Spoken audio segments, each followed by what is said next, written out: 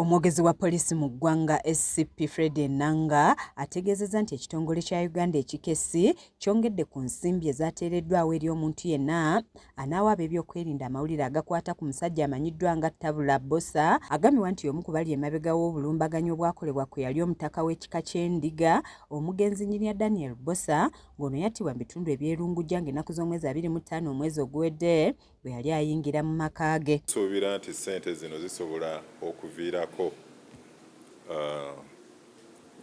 ekitongole kino eky'Abambega okufuna amawulire amatuufu agasobola okututuusa ku mwami Lujja Bbosa Tabula.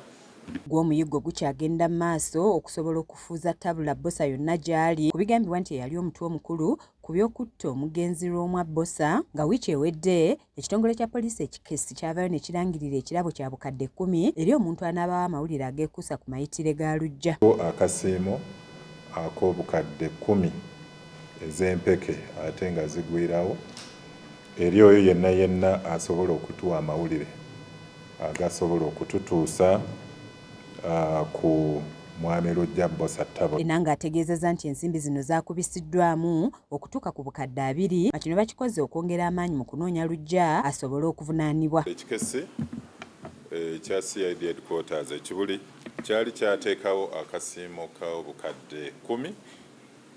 Twagala okwebaza abantu abagezezzaako okutuwa amawulire naye amawulire gano tegannaba kututuusa ku mwami Lujja Tabula wajayinza okuba nga yeekwese oba essente zino tezinnaba kusikiriza bantu nnyo kukwata Tabula mutuleetera nga ekitongole ki poliisi. So n'olw'ensonga eyo ekitongole eky'Abambega ekya CID headquarters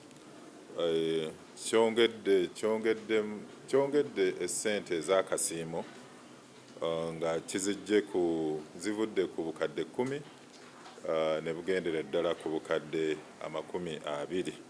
Enanga era ategeezezza nti bongedde n'amaanyi mu kusaasaanya ebifaananyi bya Lujja kiyambeko abantu abamunoonya okumuzuula amangu nga bamanyi gwe banoonya. Kubanga ekifaananyi kya Lujja Tabula Bbosa tebakiyina, mugende ku mutimbagano gwa poliisi oba website ya poliisi ebifaananyi bye weebiri. Ebifaananyi bye twabisaasaanya ku mikutu ne ku mitimbagano egy'enjawulo.